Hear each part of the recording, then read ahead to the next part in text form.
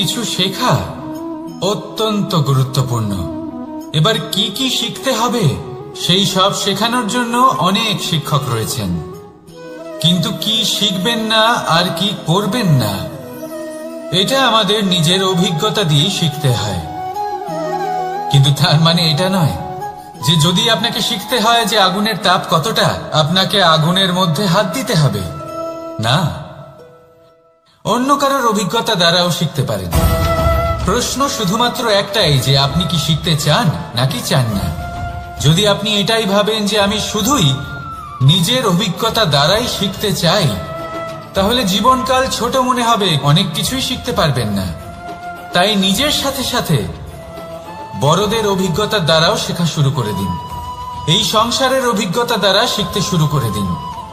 আর এটা নিশ্চিত রূপে শেখা আবশ্যক যে কখন কি করবেন না, কোথায় থামতে হবে আর কোথায় থামবেন না। তাহলে আসুন আর আমার সাথে ভালোবেসে বলুন, রাধা রাধা।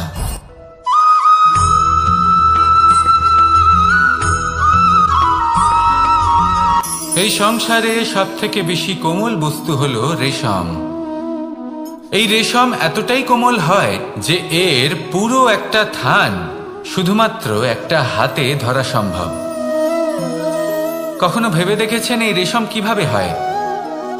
একটি কীট তার লালার দ্বারা উৎপন্ন হয়।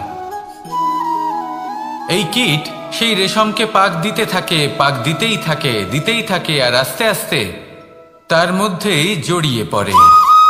শেষে ওর এই সুন্দর অমূল্য সৃষ্টি রেশমের এই সুতো তার নির্মাণ কার্য পূর্ণ হয়, কিন্তু তাতেই ও নিজে বন্দী হয়ে যায়। নিজেরই মায়াজালের এই বন্দী গৃহে নিজেই ফেঁসে যায়। এবার এই সুতোকে ব্যবহারযোগ্য করে তোলার জন্য এই কীটগুলিকে এই কবচের সাথেই ফুটন্ত জলে ফেলে দেওয়া হয়। এই সংসারে যদি আমাদের স্বপ্ন এই সংসারের দুঃখ হরণ করার জন্য, এই সংসারে সুখ বিতরণ করার জন্য হয়, তবেই আমাদের প্রগতি সম্ভব। যদি আমাদের এই স্বপ্ন শুধুই আমাদের এবং আমাদের স্বার্থ সিদ্ধির জন্য হয়, তাহলে এই স্বপ্ন আমাদের অন্ধ করে দেবে, আমাদের অন্ধকারের পথে নিয়ে যাবে, আর আমরাও সেই কীটের মতো হয়ে যাব। নিজেদেরই মায়াজালে আমরা নিজেই ফেঁসে যাব, আর শেষে আমরা যদি কিছু লাভ করি তা হবে একাকিত্ব, অন্ধকারময় মৃত্যু। তাই স্বপ্ন অবশ্যই দেখুন, কিন্তু এমনভাবে স্বপ্ন দেখবেন না যে তার এই বন্দিগৃহে আপনি নিজেই ফেঁসে গেলেন। স্বপ্ন দেখুন পরোপকারে।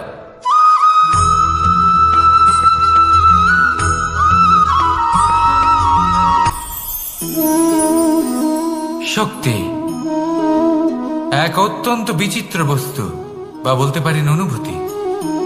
পিতা সবসময় চান যেন তিনি তার শক্তি পুত্রকে। আসুন আপনাকে সহজে বোঝাই। যদি আপনি সুপাত্র হন আর আপনাকে শক্তি দেওয়া হয়, তাহলে আপনি সেই শক্তির গুরুত্ব বুঝবেন, কোথায় সেই শক্তি প্রয়োগ করা উচিত সেটা বুঝবেন। আর এটা যেহেতু অর্জন করা শক্তি হবে, সেই শক্তির অপব্যবহার হবে না।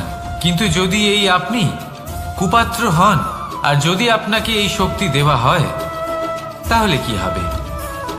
দেখতে গেলে এই শক্তি আপনি দান হিসেবে পেয়েছেন, তাই না আপনি এই শক্তির গুরুত্ব বুঝবেন আর না এর প্রয়োগ আপনি জানবেন। তার অপব্যবহার হওয়া সুনিশ্চিত। তাই যদি আপনি কোনো শক্তি অর্জন করতে চান, তাহলে আগে তার যোগ্য হয়ে উঠুন, পুত্র নয় পাত্র হয়ে উঠুন। আর আমার সাথে ভালোবেসে বলুন, রাধা রাধা।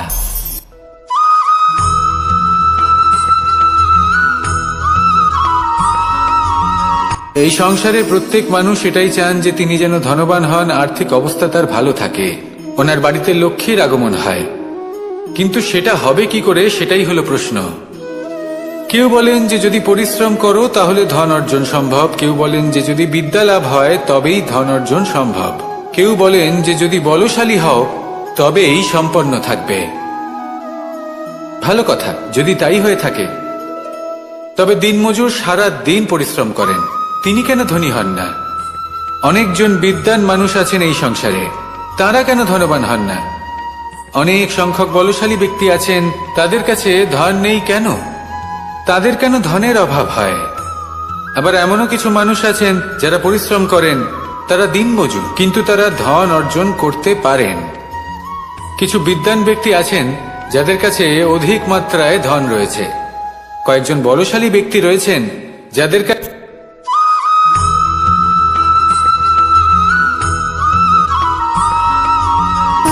সুখ, দুঃখ এবং শক্তি, এই তিন হলো এই সংসারের ত্রিদেবের মতো।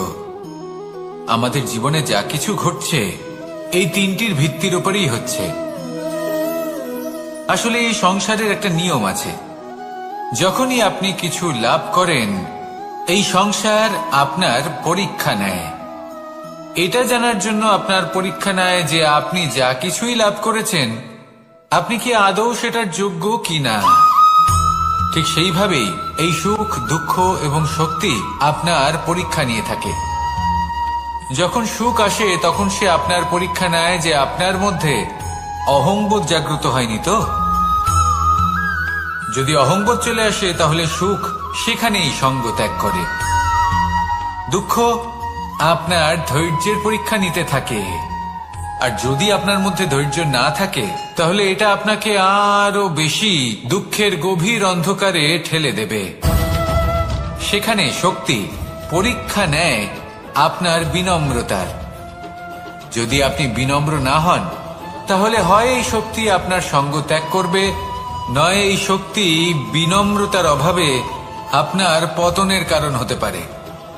এই সংসারে যে কোনো ব্যক্তি যিনি এই পরীক্ষায় উত্তীর্ণ হয়ে থাকেন এই জীবনে তিনি সাফল্য লাভ করেন।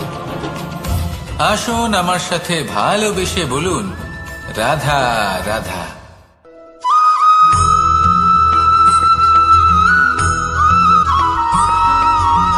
পঞ্চতত্ত্বের মধ্যে দ্বিতীয় তত্ত্ব হল ধরণী, ভূমি, যাকে আমরা ধরণী মাতা বলি। এই ধরণী ধৈর্য ধারণ করে, আর এর ওপরেই আমাদের সমগ্র সংসার নির্ভরশীল। কারণ এই ভূমি সহ্য ক্ষমতা রাখে, এর সহ্য ক্ষমতা হল অপরিসীম। সন্তান যতই আঘাত প্রদান করুক না কেন প্রেম পূর্বক সহ্য করে, আর তার বদলে অমূল্য রত্ন প্রদান করে। সন্তান যদি হাল চালায় তাহলে তার বদলে তাকে অন্ন প্রদান করে। এটাই হলো ধরণী। এবার এর থেকে আমরা কি শিক্ষা পেতে পারি? এটাই যে কারোর জন্য কিছু করা বা কাউকে কিছু দেওয়া মনে কোনো কামনা ছাড়াই। আর এই কথাটা বুঝে যান, যদি কারোর জন্য কামনা না রেখে বা কোনো পাওয়ার আশা না রেখে কারোর জন্য কিছু করেন বা কারোকে কিছু দেন, যদি এটা আপনি শিখতে পারেন তবে আপনি ভালোবাসতে শিখে গেছেন। আর সেই জন্যই এই ধরিত্রীকে মাতা বলা হয়। কারণ মাতা শুধু উনি নন যিনি গর্ভে সন্তানকে ধারণ করেন, মাতা তো উনিও যিনি জীবন বাঁচতে শেখান, যিনি জীবন বাঁচার উদাহরণ প্রদান করেন। তাহলে ধরণীর থেকে এই নিঃস্বার্থ ভাব শিখুন, নিঃস্বার্থ ভালোবাসা শিখুন, আর এই ভালোবাসার সাথেই বলুন, রাধা রাধা।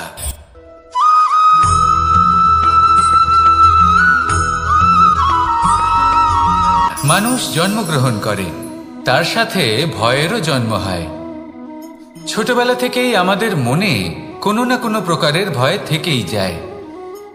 কেউ এই বিষয়ে ভয় পায় যে তার কোনো বস্তু তার থেকে দূরে চলে যাবে, কেউ এই বিষয়ে ভয় পায় যে আমি নিজেকে হারিয়ে ফেলব, কেউ এই ভেবে ভয় পায় যে আমার প্রিয়জনেরা তারা যেন আমার থেকে দূরে না চলে যায়, কেউ এই ভেবে ভয় পায় যে আমরা যেন পথ না হারিয়ে ফেলি, আদি ইত্যাদি। কিন্তু সত্যি কথা বলতে ভেবে দেখুন এই ভয় বাস্তবে কি? শুধুই একটা মনস্থিতি, আর কিছুই নয়। যা কিছু আপনি জীবনে পেয়েছেন তা একদিন আপনাকে হারাতে হবে। এই জীবন হলো আপনারই, কিন্তু তাও একদিন সমাপ্ত হবে। তাই ভয় পেয়ে কি লাভ? এই ভয় শুধু আপনাকে জীবন যাপন করা থেকে বাধা দিচ্ছে, আর কিচ্ছু নয়। পথ হারিয়ে ফেললেই বুঝতে পারবেন যে নতুন পথ কিভাবে বানাতে হয়। কিছু মানুষকে জীবন থেকে হারালে তবেই আপনি বুঝবেন যে আপনার আপনজনকে। এই ভয়ের কারণে ভীত হয়ে থাকবেন না। এই তারা নক্ষত্র অন্ধকারের অভাবে গুরুত্ব হারায়। শিবকেও মহাদেব হওয়ার জন্য বিষ পান করতে হয়েছিল। প্রত্যেক পরিস্থিতি, প্রত্যেক সাফল্য আপনার পরীক্ষা নেবে, তাতে উত্তীর্ণ হওয়া হলো আপনার কর্ম। যখনই আপনি ভয় পাবেন বা সংকটের সম্মুখীন হবেন, তখন সাহসের সাথে তার সম্মুখীন হন। মনে রাখবেন, যে সম্মুখীন হতে জানে সাফল্য তার সাথে সবসময় থাকে। আসুন আর আমার সাথে ভালোবেসে বলুন, রাধা রাধা।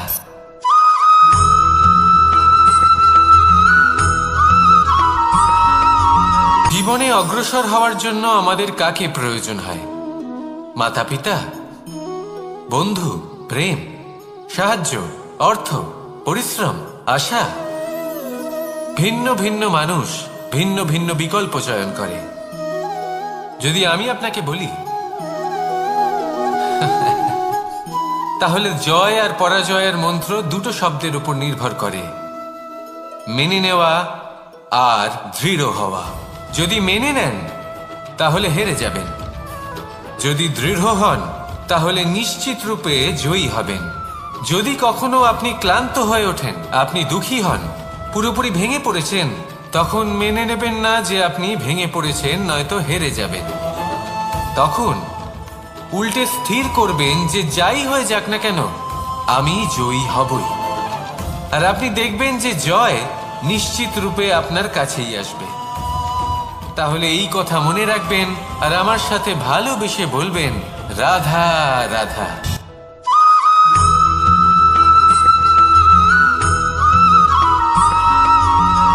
এই সংসারে কোনো বস্তু হোক বা ব্যক্তি হোক, তার একার গুরুত্ব কিন্তু খুব বেশি নয়।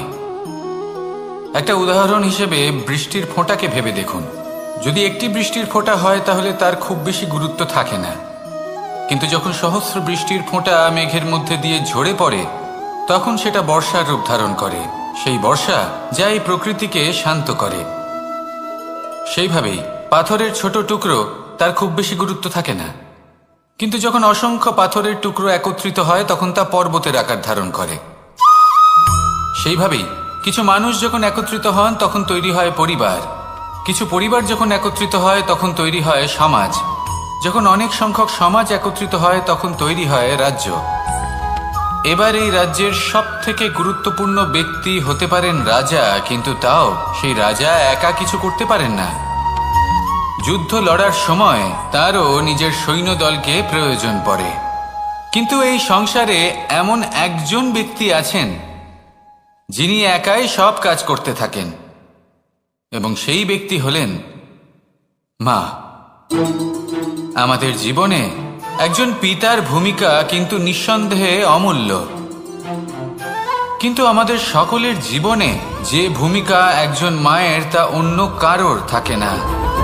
একজন মা একাই সন্তানকে বড় করতে পারেন, সংস্কারী করে তুলতে পারেন, তার জন্য পরিশ্রম করেন। আর এত কিছু কাজ করার পরেও তার কাজের জন্য তিনি প্রশংসা অবশ্য পান না। উল্টে যদি সেই সন্তান অনুচিত পথে চালিত হয়, অনুচিত কর্ম করে, তখন সেই মাকেই অপবাদের পাত্র হয়ে উঠতে হয়। আমাদের জীবনে মায়ের যোগদান কতটা সেটা বুঝুন। আপনাকে বড় করে তোলার জন্য উনি কতটা পরিশ্রম করেছেন সেটা বুঝুন। আজ থেকে, এখন থেকে, এই মুহূর্ত থেকে মাকে সম্মান করতে শিখুন। যখন সময় পাবেন, যখন সুযোগ হবে, তখন তার প্রশংসা করুন, ওনারও ভালো লাগবে। আর মায়ের এই মমতার জন্য, তার এই ভূমিকার জন্য আসুন সবাই মিলে আমরা তাকে প্রণাম করি, আর সকলে মিলে ভালোবেসে বলি, রাধা রাধা।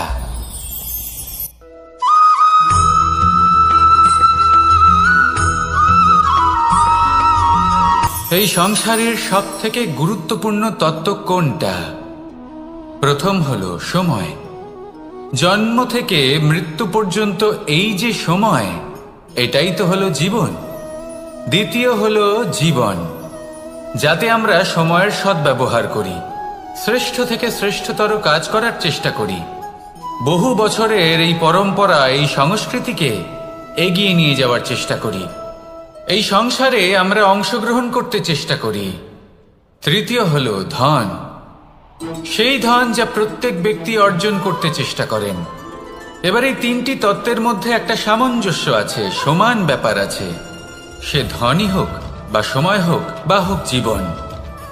আর সেই সমান ব্যাপার হলো যে যদি আপনি এটা গণনা করতে থাকেন তাহলে তা কমতে থাকে, যদি আপনি এটা ব্যবহার করেন তাহলে তা বাড়তে থাকে।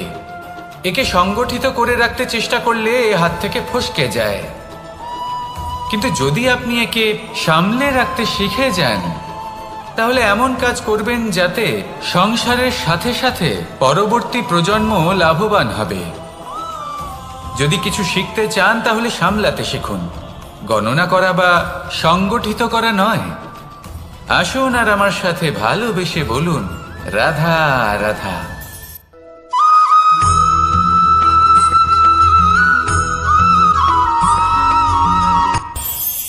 এই সংসারে আমরা প্রকাশ কোথা থেকে পাই? এর উত্তর বড়ই সরল।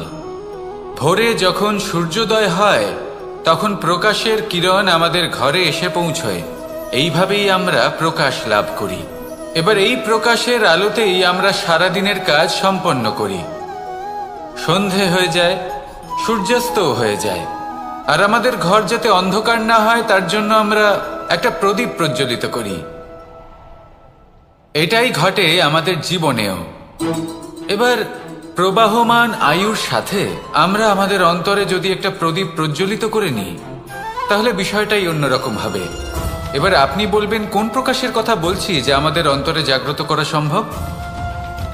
আমাদের আত্মার মাঝে প্রেমের প্রকাশ জাগ্রত করার কথা বলছি, কারণ আমাদের এই জীবন এও হলো দিনের আলোর মতো।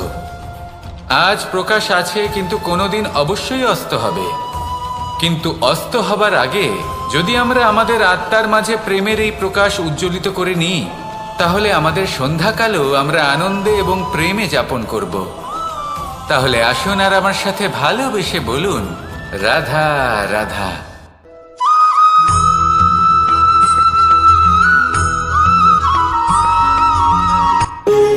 যখন মানুষের মৃত্যু হয় তখন কি হয়? অনেক সংখ্যক মানুষ শোক পালন করতে চলে আসেন। যে ব্যক্তি মৃত্যু লাভ করেছেন তার অনেক বস্তু থাকে যেগুলো তার প্রিয়, যেগুলো তিনি ব্যবহার করেছেন। তার শয্যা, তার বস্ত্র, তার আভূষণ সবকিছু তার থেকে বিচ্ছিন্ন করা হয় এবং খালি হাতে তাকে শ্মশানের উদ্দেশ্যে রওনা করা হয়। আমি আপনাকে এই প্রশ্ন করতে চাই, আপনি এই সংসারে কি অর্জন করেছেন? ধন, সম্পত্তি, বস্ত্র, আভূষণ, এই সব কিছু যে আপনি অর্জন করেছেন আপনার মৃত্যুর পরে তা আপনার থেকে দূর হয়ে যাবে। এর উত্তর হলো একটাই, আপনার কর্ম। শুধু সেটাই আছে যা একান্ত আপনার, আর শুধু সেটাই এই সংসার থেকে চলে যাওয়ার পরেও সংসারেই জীবিত থাকবে। যদি আপনি দুষ্কর্ম করেন তাহলে এই সংসার আপনাকে একটি অনুচিত উদাহরণ হিসেবে মনে রাখবে যে এই ব্যক্তি খুব পাপী ছিল, অনুচিত কর্ম করতেন।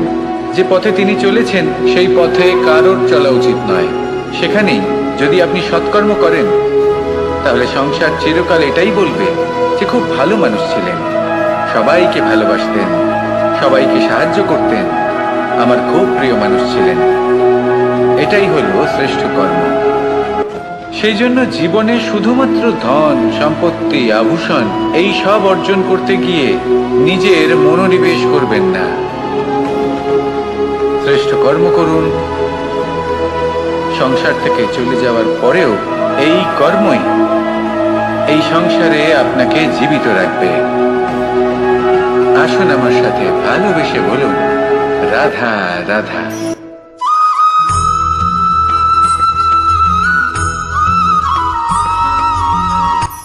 এই সংসারে সাফল্য লাভ করার জন্য জ্ঞানের প্রয়োজন হয়, পরিশ্রমের প্রয়োজন হয়, দৃঢ় নিষ্ঠার প্রয়োজন হয়, নিরন্তর চেষ্টা করা প্রয়োজনীয়। কিন্তু আরো কিছু আছে যা অত্যন্ত প্রয়োজনীয় এবং গুরুত্বপূর্ণ। তা হলো ভালো বন্ধু। তাদের থাকা অত্যন্ত প্রয়োজনীয়। যদি ভালো বন্ধু থাকে তাহলে সময় এলে তারা ঢাল হয়ে আপনাকে সুরক্ষা করবেন। সময় এলে অস্ত্রের মতো শত্রুকে সংহারও করবেন। যদি তিনি জ্ঞানী হন, তাদের মধ্যে সদ্গুণ থাকে, তাহলে এই সব গুণ আপনার মধ্যেও প্রবেশ করবে। তাহলে সাফল্যের জন্য ভালো বন্ধু পাওয়া অত্যন্ত প্রয়োজনীয়। কিন্তু শুধু বন্ধু কেন, ভালো শত্রুও থাকা প্রয়োজনীয়। এবার আপনি ভাববেন, আমি কি বললাম?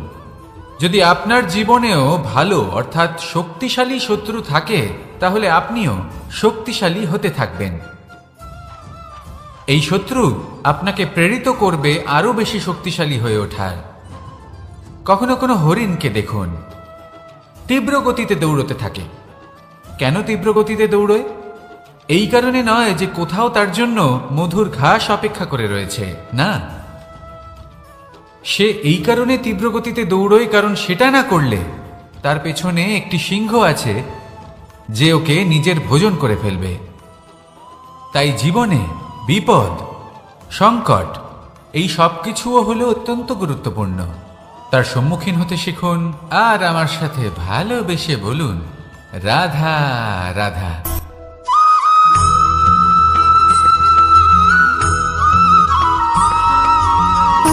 সুখ, দুঃখ এবং শক্তি, এই তিন হলো এই সংসারের ত্রিদেবের মতো। আমাদের জীবনে যা কিছু ঘটছে এই তিনটির ভিত্তির উপরেই হচ্ছে।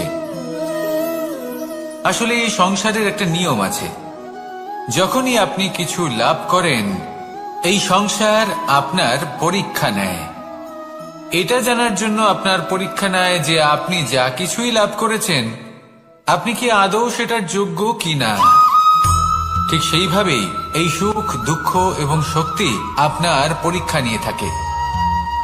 যখন সুখ আসে তখন সে আপনার পরীক্ষা নেয় যে আপনার মধ্যে অহংবোধ জাগ্রত হয়নি তো। যদি অহংবোধ চলে আসে তাহলে সুখ সেখানেই সঙ্গ ত্যাগ করে। দুঃখ আপনার ধৈর্যের পরীক্ষা নিতে থাকে।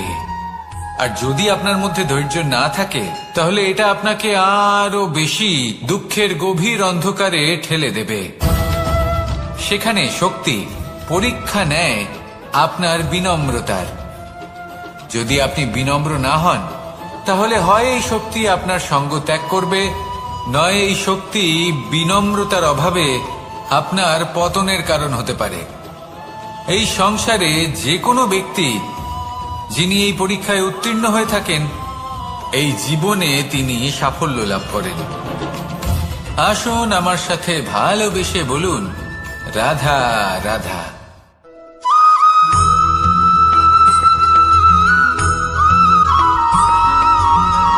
পুরুষার্থ। শাস্ত্রে 4 ধরনের পুরুষার্থের কথা বলা হয়েছে। প্রথম হলো ধর্ম। আপনি কি জানেন এই ধর্ম আসলে কি? আপনার কি মনে হয় ধর্ম আসলে কি? কোনো বিশেষ ঈশ্বরকে মানাই কি ধর্ম বলা হয়? নাকি কোনো বিশেষ রীতি পালন করাই হলো ধর্ম? নাকি কোনো বিশেষ সাহিত্যকে সর্বশ্রেষ্ঠ মনে করাই হলো ধর্ম?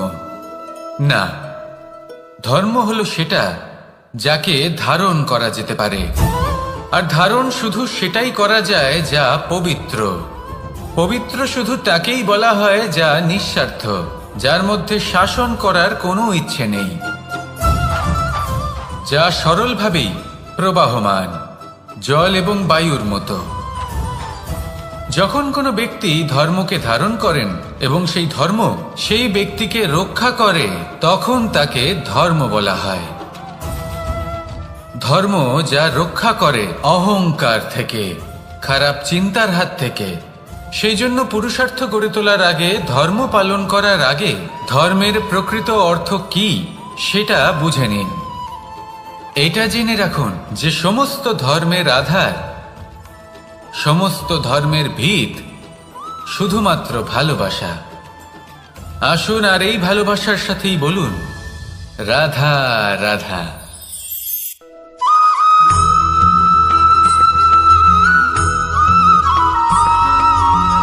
এই সংসারে সব থেকে বেশি কোমল বস্তু হলো রেশম। এই রেশম এতটাই কোমল হয় যে এর পুরো একটা থান শুধুমাত্র একটা হাতে ধরা সম্ভব। কখনো ভেবে দেখেছেন এই রেশম কিভাবে হয়? একটি কীট তার লালার দ্বারা উৎপন্ন হয়। এই কীট সেই রেশমকে পাক দিতে থাকে, পাক দিতেই থাকে আর আস্তে আস্তে তার মধ্যেই জড়িয়ে পড়ে। শেষে ওর এই সুন্দর অমূল্য সৃষ্টি রেশমের এই সুতো তার নির্মাণ কার্য পূর্ণ হয়, কিন্তু তাতেই ও নিজে বন্দী হয়ে যায়। নিজেরই মায়াজালের এই বন্দী গৃহে নিজেই ফেঁসে যায়। এবার এই সুতোকে ব্যবহারযোগ্য করে তোলার জন্য এই কীটগুলিকে এই কবচের সাথেই ফুটন্ত জলে ফেলে দেওয়া হয়।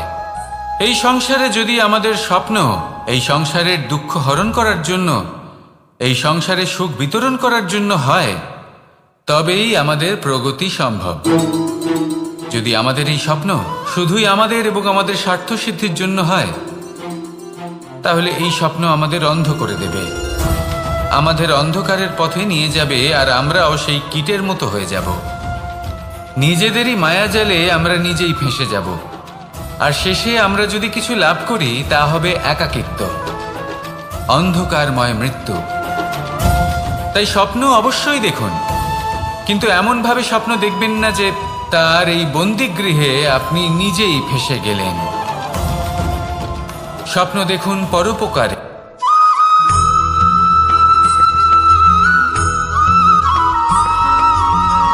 কেউ বলে জীবন খুব ক্ষণস্থায়ী, কেউ বলে জীবন হলো একটা সুন্দর স্বপ্নের মতো, আবার কেউ বলবে জীবন হলো এক কঠোর সত্য।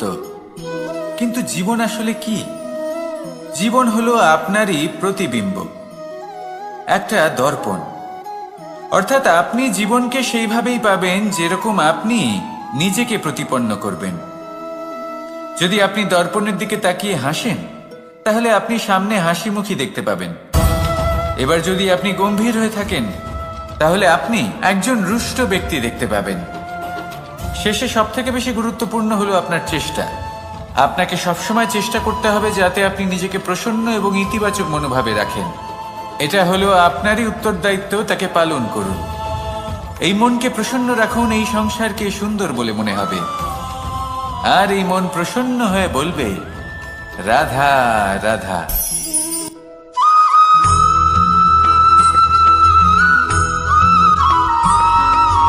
জীবনে যখন কোনো ব্যক্তি নিজের লক্ষ্য প্রাপ্তির জন্য নিরন্তর পরিশ্রম করতে থাকেন, চেষ্টা করতে থাকেন, তখন তিনি কষ্ট অনুভব করেন, কখনো শারীরিক কষ্ট, কখনো মানসিক কষ্ট। এবার উনি এটা ভাবতে থাকেন যে আমি কি উচিত করছি নাকি অনুচিত করছি। কারণ অন্যদিকে এমন একজন ব্যক্তিও আছেন যিনি একদমই পরিশ্রম চেষ্টা করছেন না। তিনি মদিরা পান করেন, বিলাসিতায় জীবন কাটান, অলস প্রকৃতির হয়ে ওঠেন, নিদ্রাতে বিলীন হয়ে থাকেন আর ভাবেন যে তিনি সুখ লাভ করছেন। কিন্তু এরকম কেন হয়? কারণ যখন আমরা সৎ পথে থাকি, উচিত পথে চলি, লক্ষ্য প্রাপ্ত করার জন্য চেষ্টা করতে থাকি, তখন আমাদের ভেতরে থাকা নেতিবাচক শক্তি এবং পাপ এই দেহকে ত্যাগ করে দেয়। আর এই অনুভূতিটাই আমাদের দুঃখের অনুভূতি দেয়, কষ্ট দেয়। এবার সেখানে যদি আমরা কুপথে চলি, অনুচিত পথে চলতে থাকি, তাহলে আমাদের ভেতরে থাকা পুণ্য এবং ধনাত্মক শক্তি আমাদের দেহ ত্যাগ করে দেয়।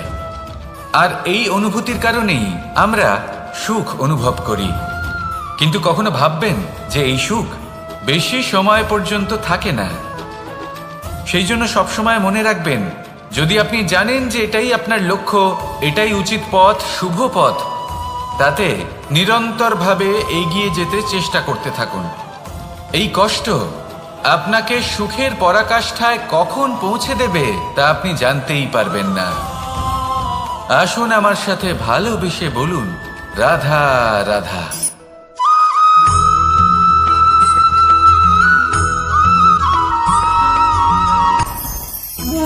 ভোজন। এবার ভোজন সংগ্রহ করার জন্য মানুষ কি না করেন। সবসময় চেষ্টা করতে থাকেন, ফসল উৎপাদনের জন্য অনেক পরিশ্রম করতে থাকেন, কিন্তু অনেক সময় অনেক পরিশ্রম করার পরেও ফসল ভালো উৎপাদন হয় না। এর কারণ কি? কারণ হলো এটাই যে আপনি পরিশ্রম হয়তো অনেক করেছেন, কিন্তু আপনার নজর তো সেই বীজের দিকে ছিলই না যা আপনি রোপণ করেছেন। সেই জন্য সবসময় কোনো বীজ রোপণ করার আগে তাকে পরখ করে দেখুন, তা অত্যন্ত আবশ্যক। আর সেইভাবেই যখনই কোনো কর্মের প্রশ্ন আসে, তাহলে সেখানে শুধুমাত্র পরিশ্রম যথেষ্ট নয়, সেই কাজের প্রতি আপনার কর্তব্য কি, আপনার উদ্দেশ্য কি, সেটা জানা হলো অত্যন্ত গুরুত্বপূর্ণ। তাই কর্ম করুন, কিন্তু সেই কর্মের প্রতি আপনার যা উদ্দেশ্য তার মাহাত্ম্য বুঝতে চেষ্টা করুন। তাহলে আসুন আমার সাথে ভালোবেসে বলুন, রাধা রাধা।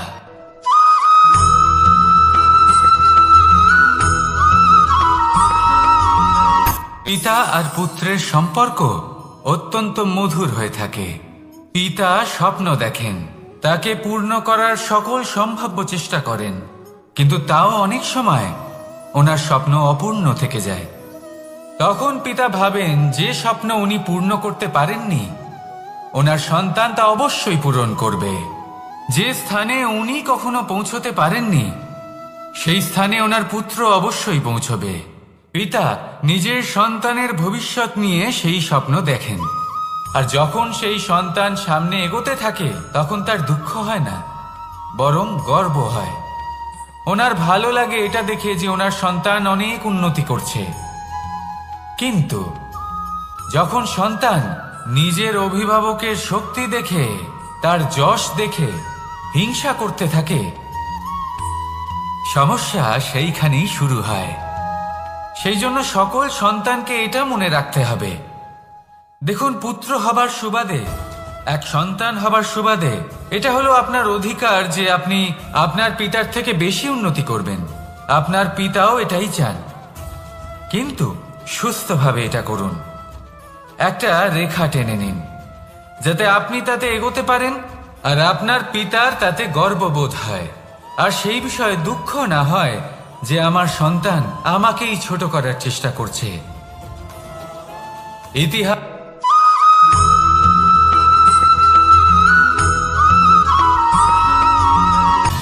সময়, জীবন, কাল, দেখতে গেলে এই তিনটি শব্দ একটি শব্দেরই সমার্থক শব্দ মনে হয়, কিন্তু এই শব্দগুলির অর্থ কি সমান?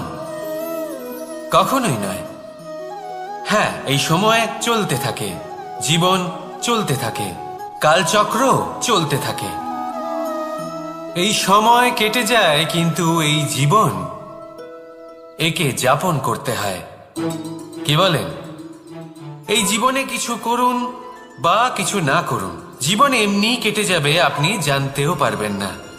কিন্তু সেটা আমাদের উদ্দেশ্য নয়, একে যাপন করতে হবে।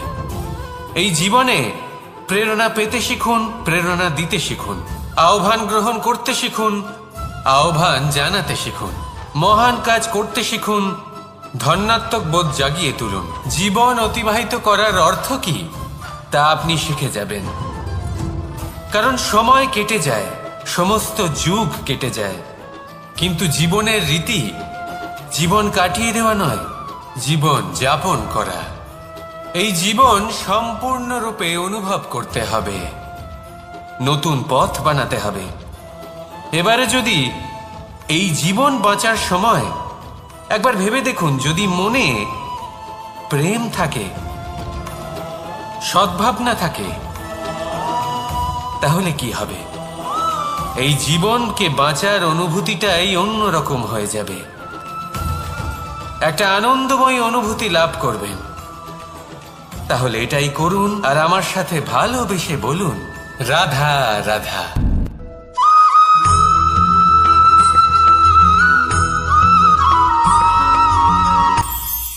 এটা হলো ধান গাছ, এর থেকে যে চাল উৎপন্ন হয় তা মানুষ গ্রহণ করেন। আর এটা কি? এ হলো জংলি ঘাস, একবার ভেবে দেখুন, যদি এই জংলি ঘাস ধান গাছের আশেপাশে থাকে তাহলে কি হবে? ধান উৎপন্ন হতে পারবে? তা উৎকৃষ্ট হতে পারবে? আমরা কি তা গ্রহণ করতে পারবো? কখনোই নয়। এই জংলি ঘাস ধানকে নষ্ট করে দেবে, কিন্তু নিজে জীবিত থাকবে। এটাই হলো আজকের শিক্ষা।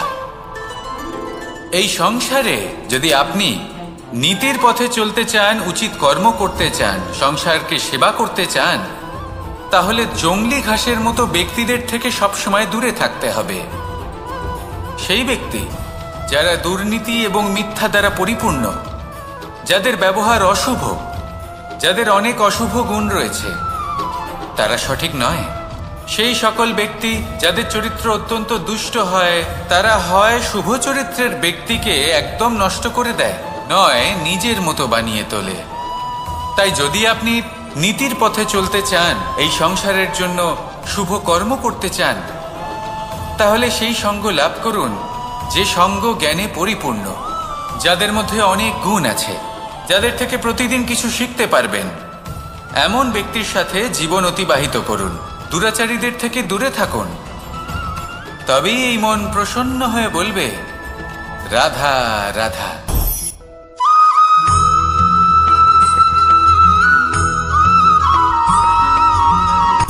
সূচের শেষে একটি ছিদ্র থাকে, যার দ্বারা আমরা এই সুতো পরাতে পারি, আর তারপর সূচের সাহায্যে এই সুতো দিয়ে বস্ত্র সেলাই করা যায়।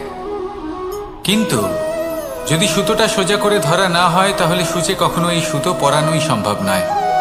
যদি এতে কোনো গিঁট পড়ে, তখন তা কখনোই এই ছিদ্র দ্বারা প্রবেশ করা সম্ভব নয়। ঠিক এইভাবেই যদি আপনি কারোর জীবনে প্রবেশ করতে চান, কারোর অন্তরে প্রবেশ করতে চান, তাহলে আপনাকেও সহজ থাকতে হবে। এতে কোনো গিঁট থাকলে চলবে না, অর্থাৎ মনে যাতে কোনো মালিন্য না থাকে, যেন কোনো কুচিন্তা না থাকে। যদি এসব থাকে, তাহলে আপনি কখনো কারোর জীবনে প্রবেশ করতে পারবেন না। আর যদি কোনোভাবে আপনি প্রবেশ করেও যান, তাহলে তার মনে ঘর করতে পারবেন না। নিজেকে এই সুতোর মতন করে তুলুন, সহজ।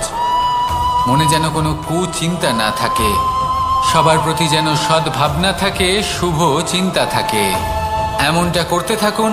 এমন একটা দিন আসবে যেদিন এই সমস্ত সংসারের ব্যক্তির মনে আপনি বাস করবেন, আর তখন এই মন প্রসন্ন হয়ে বলবে, রাধা রাধা।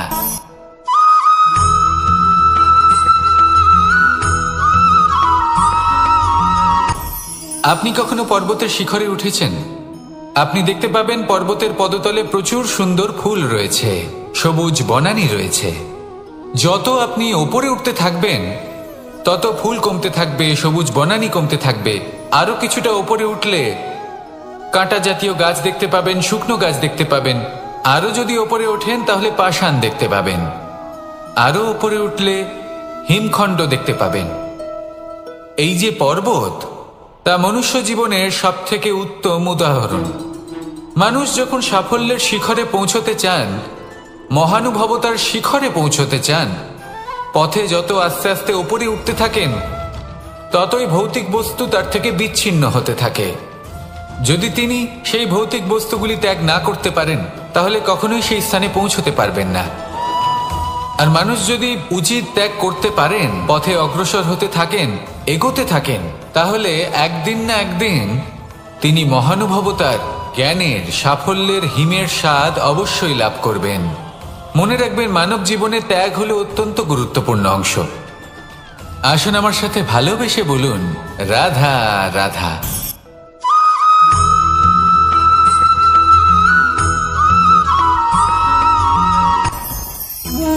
ভোজন। এবার ভোজন সংগ্রহ করার জন্য মানুষ কি না করেন, সবসময় চেষ্টা করতে থাকেন। ফসল উৎপাদনের জন্য অনেক পরিশ্রম করতে থাকেন, কিন্তু অনেক সময় অনেক পরিশ্রম করার পরেও ফসল ভালো উৎপাদন হয় না। এর কারণ কি? কারণ হলো এটাই যে আপনি পরিশ্রম হয়তো অনেক করেছেন, কিন্তু আপনার নজর তো সেই বীজের দিকে ছিলই না যা আপনি রোপণ করেছেন। সেই জন্য সবসময় কোনো বীজ রোপণ করার আগে তাকে পরখ করে দেখুন, তা অত্যন্ত আবশ্যক। আর সেইভাবেই যখনই কোনো কর্মের প্রশ্ন আসে, তাহলে সেখানে শুধুমাত্র পরিশ্রম যথেষ্ট নয়, সেই কাজের প্রতি আপনার কর্তব্য কি, আপনার উদ্দেশ্য কি, সেটা জানা হলো অত্যন্ত গুরুত্বপূর্ণ।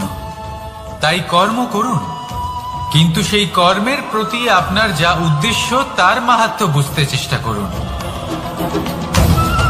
তাহলে আসুন আমার সাথে ভালোবেসে বলুন, রাধা রাধা।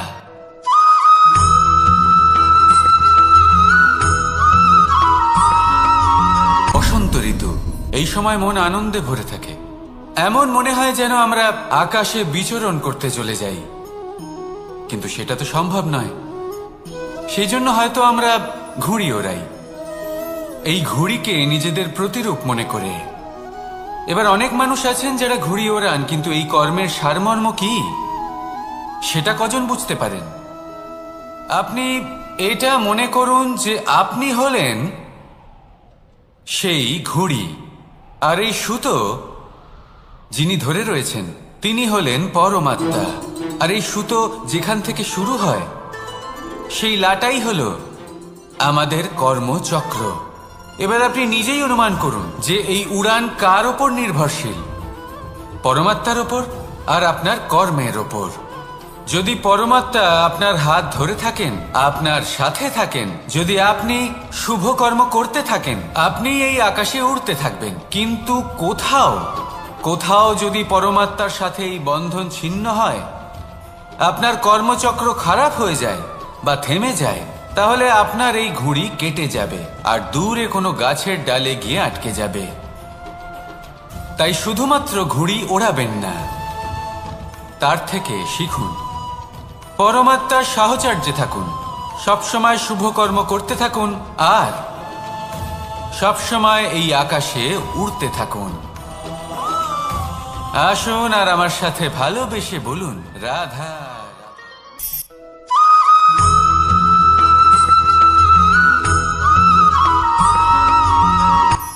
এই সংসারে সাফল্য লাভ করার জন্য জ্ঞানের প্রয়োজন হয়, পরিশ্রমের প্রয়োজন হয়, দৃঢ় নিষ্ঠার প্রয়োজন হয়, নিরন্তর চেষ্টা করা প্রয়োজনীয়। কিন্তু আরো কিছু আছে যা অত্যন্ত প্রয়োজনীয় এবং গুরুত্বপূর্ণ। তা হলো ভালো বন্ধু। তাদের থাকা অত্যন্ত প্রয়োজনীয়। যদি ভালো বন্ধু থাকে তাহলে সময় এলে তারা ঢাল হয়ে আপনাকে সুরক্ষা করবেন। সময় এলে অস্ত্রের মতো শত্রুকে সংহারও করবেন। যদি তিনি জ্ঞানী হন, তাদের মধ্যে সদ্গুণ থাকে, তাহলে এই সব গুণ আপনার মধ্যেও প্রবেশ করবে। তাহলে সাফল্যের জন্য ভালো বন্ধু পাওয়া অত্যন্ত প্রয়োজনীয়। কিন্তু শুধু বন্ধু কেন, ভালো শত্রুও থাকা প্রয়োজনীয়। এবার আপনি ভাববেন, আমি কি বললাম? যদি আপনার জীবনেও ভালো অর্থাৎ শক্তিশালী শত্রু থাকে, তাহলে আপনিও শক্তিশালী হতে থাকবেন।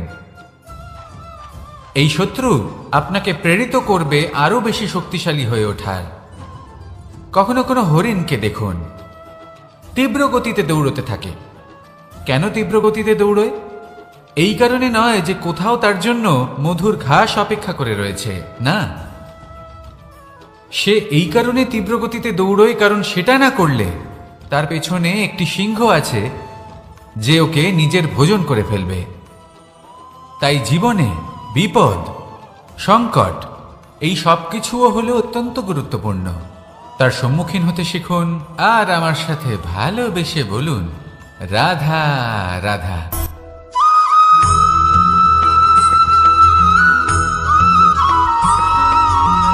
ভালোই, শুধু ওনাদের কঠোর ব্যবহার দেখলে আমরা একটু ভয় পেয়ে যাই। এবার ওনাদের এই কঠোর ব্যবহার আমাদের ভালো না লাগলেও অত্যন্ত আবশ্যক, কারণ মাতার থেকে আমরা যে শক্তি লাভ করি তা যেন নিয়ন্ত্রণ হারিয়ে বিধ্বংসী না হয়ে ওঠে। আমরা যেন কোনো কুপথে না চলে যাই, আমরা কখনো যেন দোষ না করে ফেলি। শুধু সেই জন্য পিতা এবং গুরু একটু কঠোর হয়ে ওঠেন, এবং ওনাদের এই কঠোর আচরণ ভবিষ্যতে গিয়ে আমরা অবশ্যই বুঝতে পারি। জীবনে কিছু বছর আমরা এগিয়ে যাই আর তারপর আমরা বুঝতে পারি যে বাবা এবং গুরু আমাদের যথেষ্ট ভালোবাসতেন, কিন্তু ওনাদের ভালোবাসার বহিঃপ্রকাশ আলাদা। প্রয়োজনীয় হলো এটা দেখার, এটা বোঝার যে শুরু থেকে আমাদের প্রতি ওনাদের আচরণ কেমন ছিল। ওনাদের কঠোর হওয়ার পেছনে ওনাদের ভালোবাসাটা বোঝার চেষ্টা করুন, ওনাদের চিন্তাটা বোঝার চেষ্টা করুন। ওনাদের পথপ্রদর্শনের আড়ালে আপনার ভবিষ্যতের জন্য যে পরিকল্পনা ওনারা করেছেন সেটা বোঝার চেষ্টা করুন। তখন আপনারা বুঝতে পারবেন ওনাদের ভালোবাসাকে। আপনার মনের মধ্যে আপনা থেকেই ওনাদের প্রতি সম্মান জেগে উঠবে। নিজের পিতা এবং নিজের গুরু এই দুজনের প্রতি কৃতজ্ঞতা প্রকাশ করুন আর আমার সাথে ভালোবেসে বলুন, রাধা রাধা।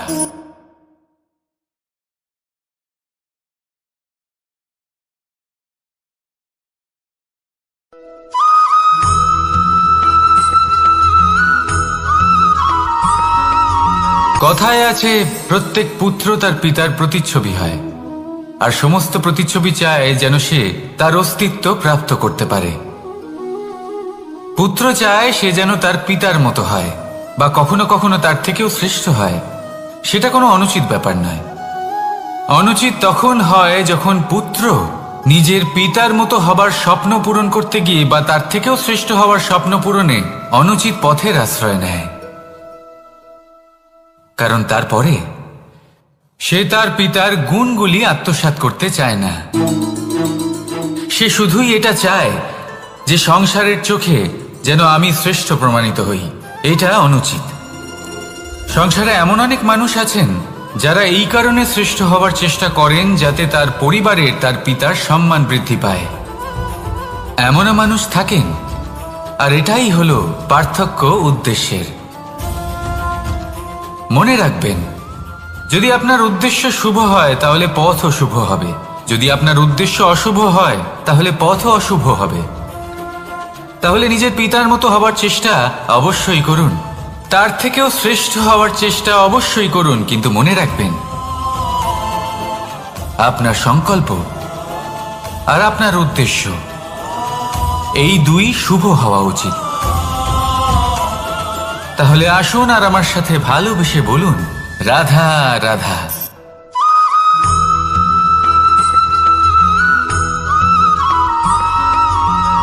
আপনি কখনো কোনো বাজকে নিজের বাসা বানাতে দেখেছেন? এই বাজ যখনই কোনো বাসা বানায় তখন উঁচু গাছের ডালে বা কোনো পর্বতের শিখরে বাসা বানায়, অনেক উচ্চতায়, আর সেখানে তার সন্তানও জন্মগ্রহণ করে। যখন এই সন্তানেরা জন্মায় তখন এই বাজ খুবই ভালোবেসে এবং খুব সাবধানে এদের পালন পোষণ করে।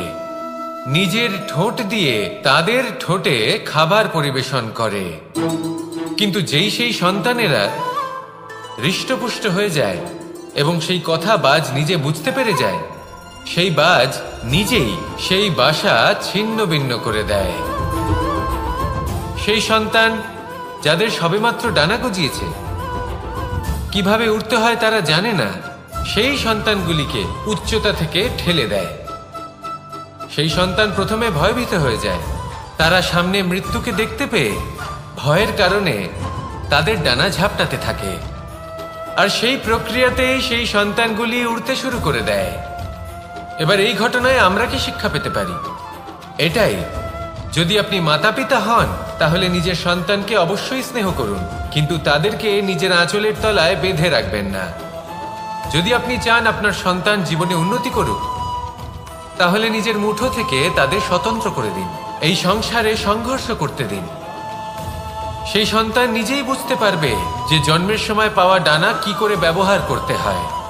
আর আপনার চোখের সামনে আপনার সন্তান এই আকাশে উড়তে থাকবে। তাহলে আসুন আমার সাথে ভালোবেসে বলুন, রাধা রাধা।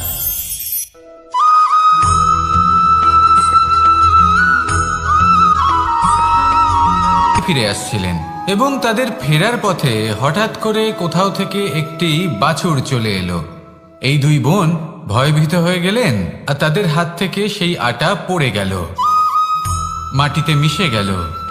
এবার এই পুরো ঘটনাক্রমে যদি কারোর বিন্দুমাত্র লাভ হয়ে থাকে, বিন্দুমাত্র আনন্দ পেয়ে থাকে, তাহলে সে কে? সেই ছোট বোন, যিনি মাঝে মাঝেই গমের দানা তুলছিলেন এবং খাচ্ছিলেন। কিছুটা হলেও উনি আনন্দ লাভ করেছিলেন। এবার এরকমই হলো আমাদের জীবনে ভক্তি এবং ভালোবাসা সংক্রান্ত বিষয়। মানুষ নিজের জীবনের দৈনিক কাজে এতটাই ব্যস্ত হয়ে পড়েন, প্রত্যেক দিন শুধু কাজ কাজ কাজ কাজ করতে থাকেন, আর তাতে ভক্তি এবং ভালোবাসার জন্য সময় বার করতেই পারেন না। দেখুন, জীবনে ভক্তি আর প্রেমের এই যে ছোট ছোট মুহূর্ত আছে, এগুলো যদি আপনি যাপন করতে পারেন তাহলে তাতেই আপনি তৃপ্তি লাভ করবেন। বাকি সবই আপনার ব্যর্থ বলেই মনে হবে। জীবনে যখনই আপনি কোনো কাজ করবেন, ঈশ্বরের প্রতি সমর্পিত হয়ে সেই কাজ করুন। আর যখনই সময় পাবেন, তাহলে সেই সময় নিজের আপনজনদের দিন। যাদের আপনি ভালোবাসেন তাদের প্রতি যত্নবান হন, তাদের শুভাকাঙ্ক্ষী হন।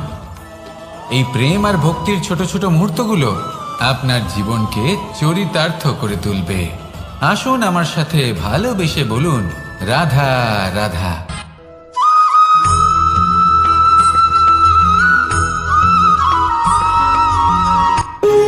যখন মানুষের মৃত্যু হয় তখন কি হয়? অনেক সংখ্যক মানুষ শোক পালন করতে চলে আসেন। যে ব্যক্তি মৃত্যু লাভ করেছেন তার অনেক বস্তু থাকে যেগুলো তার প্রিয়, যেগুলো তিনি ব্যবহার করেছেন। তার শয্যা, তার বস্ত্র, তার আভূষণ সবকিছু তার থেকে বিচ্ছিন্ন করা হয় এবং খালি হাতে তাকে শ্মশানের উদ্দেশ্যে রওনা করা হয়। আমি আপনাকে এই প্রশ্ন করতে চাই, আপনি এই সংসারে কি অর্জন করেছেন? ধন সম্পত্তি, বস্ত্র, আভূষণ, এই সব কিছু যে আপনি অর্জন করেছেন, আপনার মৃত্যুর পরে তা আপনার থেকে দূর হয়ে যাবে। এর উত্তর হলো একটাই, আপনার কর্ম। শুধু সেটাই আছে যা একান্ত আপনার, আর শুধু সেটাই এই সংসার থেকে চলে যাওয়ার পরেও সংসারেই জীবিত থাকবে। যদি আপনি দুষ্কর্ম করেন তাহলে এই সংসার আপনাকে একটি অনুচিত উদাহরণ হিসেবে মনে রাখবে যে এই ব্যক্তি খুব পাপী ছিল, অনুচিত কর্ম করতেন। যে পথে তিনি চলেছেন সেই পথে কারোর চলা উচিত নয়। সেখানেই যদি আপনি সৎকর্ম করেন তাহলে সংসার চিরকাল এটাই বলবে যে খুব ভালো মানুষ ছিলেন, সবাইকে ভালোবাসতেন, সবাইকে সাহায্য করতেন, আমার খুব প্রিয় মানুষ ছিলেন। এটাই হলো শ্রেষ্ঠ কর্ম। সেই জন্য জীবনে শুধুমাত্র ধন সম্পত্তি, আভূষণ এই সব অর্জন করতে গিয়ে নিজের মনোনিবেশ করবেন না। শ্রেষ্ঠ কর্ম করুন। সংসার থেকে চলে যাওয়ার পরেও এই কর্মই এই সংসারে আপনাকে জীবিত রাখবে। আসুন আমার সাথে ভালোবেসে বলুন, রাধা রাধা।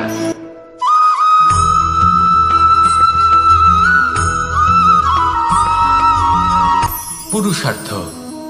শাস্ত্রে 4 ধরনের পুরুষার্থের কথা বলা হয়েছে। প্রথম হলো ধর্ম। আপনি কি জানেন এই ধর্ম আসলে কি? আপনার কি মনে হয় ধর্ম আসলে কি? কোনো বিশেষ ঈশ্বরকে মানাই কি ধর্ম বলা হয়? নাকি কোনো বিশেষ রীতি পালন করাই হলো ধর্ম? নাকি কোনো বিশেষ সাহিত্যকে সর্বশ্রেষ্ঠ মনে করাই হলো ধর্ম? না, ধর্ম হলো সেটা যাকে ধারণ করা যেতে পারে। আর ধারণ শুধু সেটাই করা যায় যা পবিত্র। পবিত্র শুধু তাকেই বলা হয় যা নিঃস্বার্থ, যার মধ্যে শাসন করার কোনো ইচ্ছে নেই, যা সরলভাবেই প্রবাহমান, জল এবং বায়ুর মতো। যখন কোনো ব্যক্তি ধর্মকে ধারণ করেন এবং সেই ধর্ম সেই ব্যক্তিকে রক্ষা করে, তখন তাকে ধর্ম বলা হয়। ধর্ম যা রক্ষা করে অহংকার থেকে, খারাপ চিন্তার হাত থেকে। সেই জন্য পুরুষার্থ গড়ে তোলার আগে, ধর্ম পালন করার আগে ধর্মের প্রকৃত অর্থ কি সেটা বুঝে নিন। এটা জেনে রাখুন যে সমস্ত ধর্মের আধার, সমস্ত ধর্মের ভিত শুধুমাত্র ভালোবাসা। আসুন আর এই ভালোবাসার সাথেই বলুন, রাধা রাধা।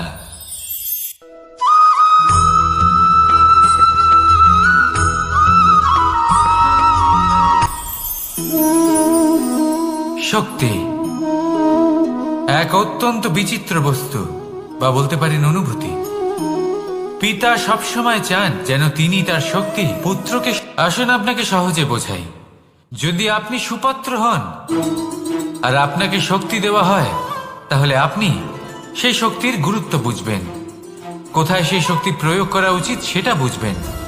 আর এটা যেহেতু অর্জন করা শক্তি হবে, সেই শক্তির অপব্যবহার হবে না। কিন্তু যদি এই আপনি কুপাত্র হন আর যদি আপনাকে এই শক্তি দেওয়া হয়, তাহলে কি হবে? দেখতে গেলে এই শক্তি আপনি দান হিসেবে পেয়েছেন, তাই না আপনি এই শক্তির গুরুত্ব বুঝবেন আর না এর প্রয়োগ আপনি জানবেন। তার অপব্যবহার হওয়া সুনিশ্চিত। তাই যদি আপনি কোনো শক্তি অর্জন করতে চান, তাহলে আগে তার যোগ্য হয়ে উঠুন। পুত্র নয়, পাত্র হয়ে উঠুন। আর আমার সাথে ভালোবেসে বলুন, রাধা রাধা।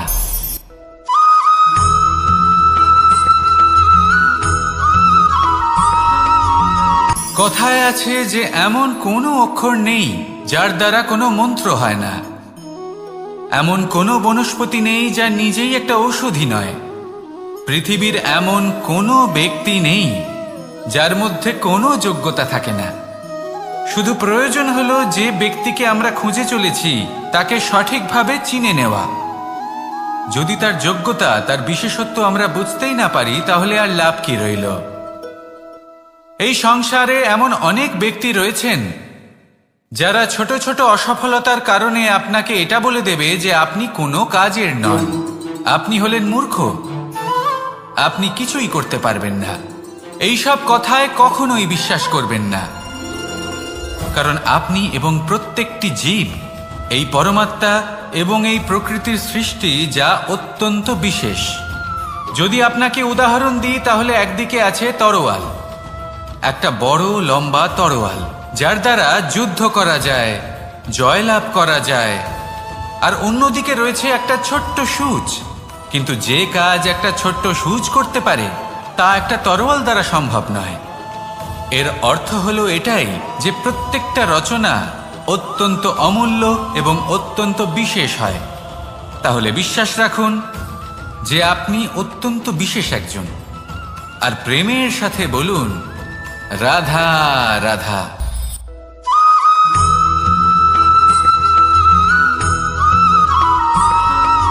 মানুষের একটি সমস্যা আছে যে মানুষ সাফল্যকে মাপতে থাকেন, লক্ষ্যপ্রাপ্তিকে মাপতে থাকেন এবং তার তুলনা করতে থাকেন যে ও এত কিছু পেল আর আমি পেলাম না, ওর কাছে এত কিছু আছে কিন্তু আমার কাছে নেই। এই তুলনা করার জন্য ওনারা দুঃখী হয়ে পড়েন, নিরাশ হয়ে পড়েন। তাই আমি একটা প্রশ্ন করছি যে এটা কি উচিত?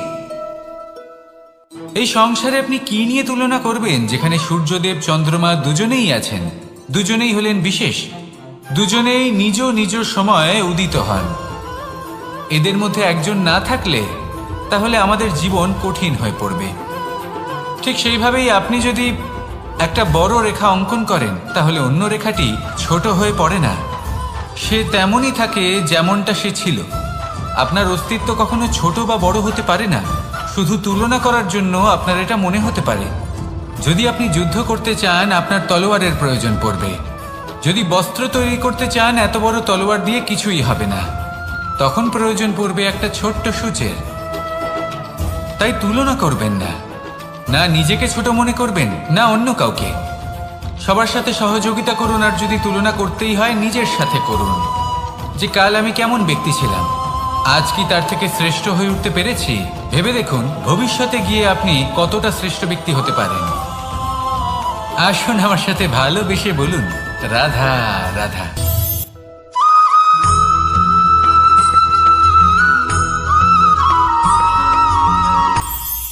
এটা হলো ধান গাছ। এর থেকে যে চাল উৎপন্ন হয় তা মানুষ গ্রহণ করেন। আর এটা কি? এ হলো জংলি ঘাস। একবার ভেবে দেখুন, যদি এই জংলি ঘাস ধান গাছের আশেপাশে থাকে তাহলে কি হবে? ধান উৎপন্ন হতে পারবে? তা উৎকৃষ্ট হতে পারবে? আমরা কি তা গ্রহণ করতে পারবো? কখনোই নয়। এই জংলি ঘাস ধানকে নষ্ট করে দেবে, কিন্তু নিজে জীবিত থাকবে। এটাই হলো আজকের শিক্ষা। এই সংসারে যদি আপনি নীতির পথে চলতে চান, উচিত কর্ম করতে চান, সংসারকে সেবা করতে চান, তাহলে জংলি ঘাসের মতো ব্যক্তিদের থেকে সবসময় দূরে থাকতে হবে। সেই ব্যক্তি যারা দুর্নীতি এবং মিথ্যা দ্বারা পরিপূর্ণ, যাদের ব্যবহার অশুভ, যাদের অনেক অশুভ গুণ রয়েছে তারা সঠিক নয়। সেই সকল ব্যক্তি যাদের চরিত্র অত্যন্ত দুষ্ট হয় তারা হয় শুভ চরিত্রের ব্যক্তিকে একদম নষ্ট করে দেয়, নয় নিজের মতো বানিয়ে তোলে। তাই যদি আপনি নীতির পথে চলতে চান, এই সংসারের জন্য শুভ কর্ম করতে চান, তাহলে সেই সঙ্গ লাভ করুন যে সঙ্গ জ্ঞানে পরিপূর্ণ, যাদের মধ্যে অনেক গুণ আছে, যাদের থেকে প্রতিদিন কিছু শিখতে পারবেন। এমন ব্যক্তির সাথে জীবন অতিবাহিত করুন, দুরাচারীদের থেকে দূরে থাকুন। তবেই এই মন প্রসন্ন হয়ে বলবে, রাধা রাধা।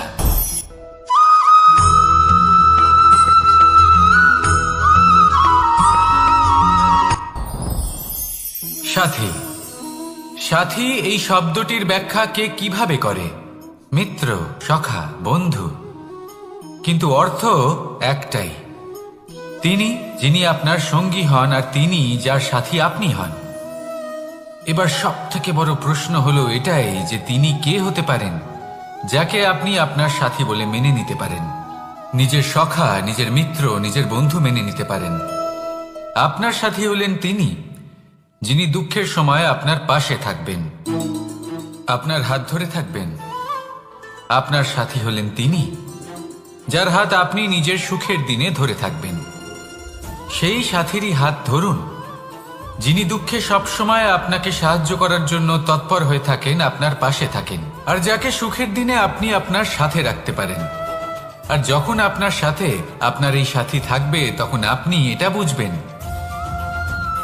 যে যখন জীবনে দুঃখ আসে তখন এই দুঃখ কমে যায়, সবার মধ্যে ভাগ হয়ে যায়। আর যদি তখন সুখ আসে তাহলে সেটা সবার উপস্থিতিতে আরো বেড়ে যায়।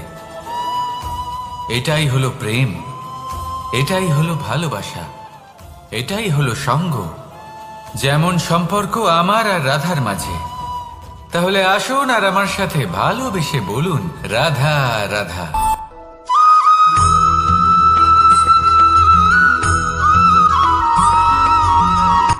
কথায় আছে, অন্ধকারে প্রদীপ প্রজ্বলিত করলে চতুর্দিক আলোকিত হয়।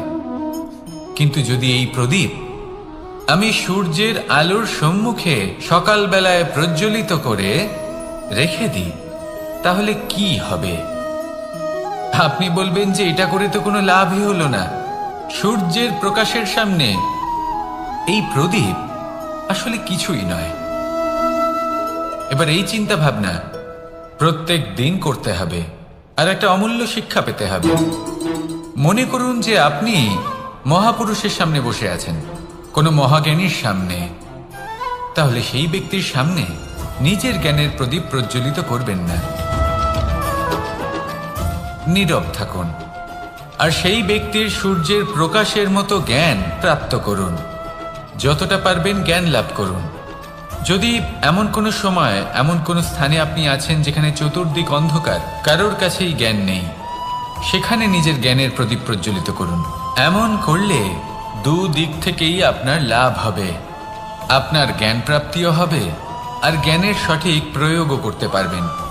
আর এই মন প্রসন্ন হয়ে বলবে, রাধা রাধা।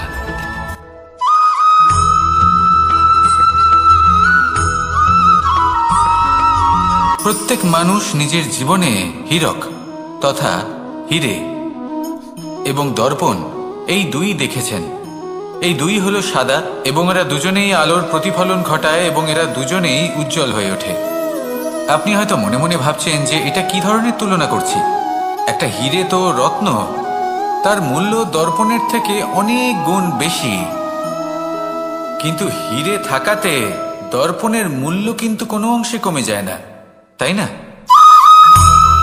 মানুষ যখন হীরে নিজের হাতে নেয় তখন সবার আগে কি খোঁজে? দর্পণ, যাতে তার মধ্যে দিয়ে দেখে সে বুঝতে পারে যে সেই হীরে আদৌ তার শোভাবর্ধন করছে কিনা, তাকে ভালো দেখাচ্ছে কিনা, প্রসাধনের জন্য সেটা ব্যবহার করা ঠিক হবে কিনা। অর্থাৎ হীরের উপস্থিতিতে দর্পণের গুরুত্ব কম হলো না, দর্পণের কারণে হীরের মূল্য বোঝা গেল। আমাদের জীবনেও ঠিক এরকমই ঘটে। আপনারা যদি এই সংসারে নিজের আশেপাশে দেখেন, এমন অনেক মানুষ দেখতে পাবেন যারা নিজেদের ক্ষেত্রে মহান স্থানে পৌঁছেছেন, নিপুণ এবং শ্রেষ্ঠ হয়েছেন। আর তাদের মধ্যে আপনার নিজের মনে হয় যেন আপনি হলেন দর্পণ। নিজেকে ছোট মনে করবেন না। আপনার মূল্য কম হচ্ছে না, আপনার নিজস্ব মূল্য আছে।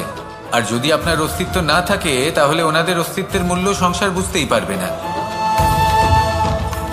জীবনে সবসময় চেষ্টা করবেন যাতে আপনি আরো বেশি শ্রেষ্ঠ হয়ে উঠতে পারেন। আপনি নিজে যে স্থানে আছেন সেটাকে ছোট মনে করবেন না, তারও নিজস্ব একটা মূল্য আছে। যদি আপনি হিরে হয়ে থাকেন তাহলে অহংকার করবেন না, যদি আপনি দর্পণ হয়ে থাকেন তাহলে নিজেকে ছোট মনে করবেন না। আসুন আর আমার সাথে ভালোবেসে বলুন, রাধা রাধা।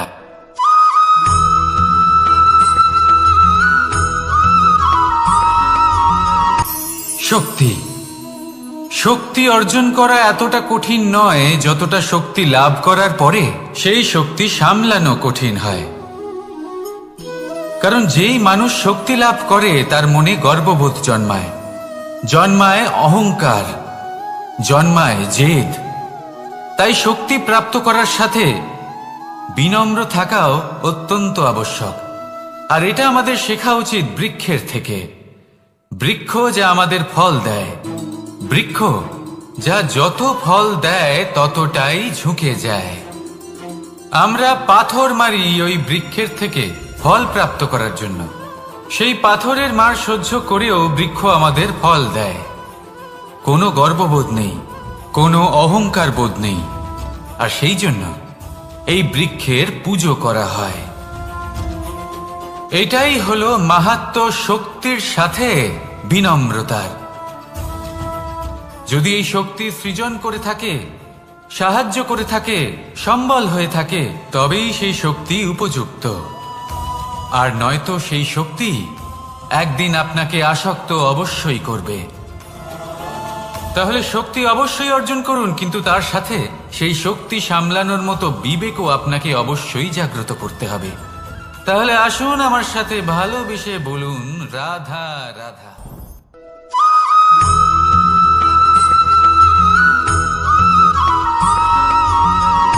কথায় আছে, অন্ধকারে প্রদীপ প্রজ্বলিত করলে চতুর্দিক আলোকিত হয়।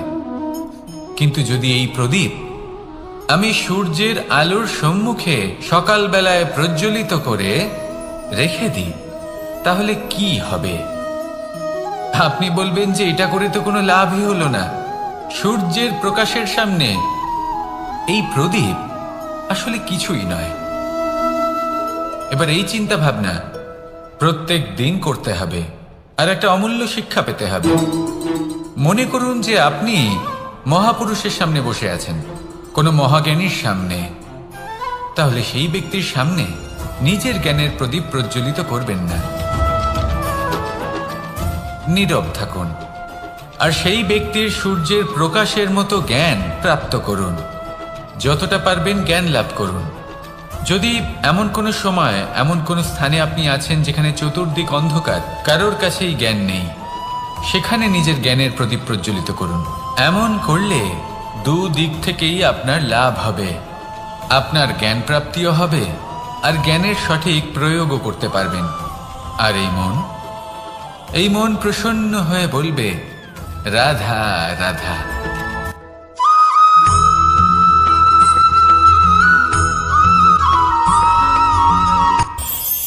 এই সংসারে আমরা প্রকাশ কোথা থেকে পাই?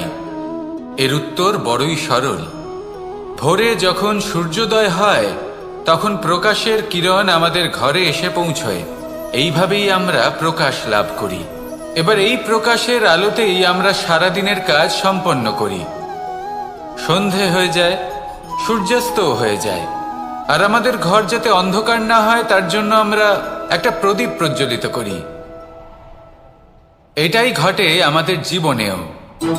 এবার প্রবাহমান আয়ুর সাথে আমরা আমাদের অন্তরে যদি একটা প্রদীপ প্রজ্বলিত করে নিই, তাহলে বিষয়টাই অন্যরকম হবে। এবার আপনি বলবেন, কোন প্রকাশের কথা বলছি যা আমাদের অন্তরে জাগ্রত করা সম্ভব? আমাদের আত্মার মাঝে প্রেমের প্রকাশ জাগ্রত করার কথা বলছি। কারণ আমাদের এই জীবন, এও হলো দিনের আলোর মতো। আজ প্রকাশ আছে, কিন্তু কোনোদিন অবশ্যই অস্ত হবে। কিন্তু অস্ত হবার আগে যদি আমরা আমাদের আত্মার মাঝে প্রেমের এই প্রকাশ উজ্জ্বলিত করে নিই, তাহলে আমাদের সন্ধ্যাকালও আমরা আনন্দে এবং প্রেমে যাপন করব। তাহলে আসুন আর আমার সাথে ভালোবেসে বলুন, রাধা রাধা।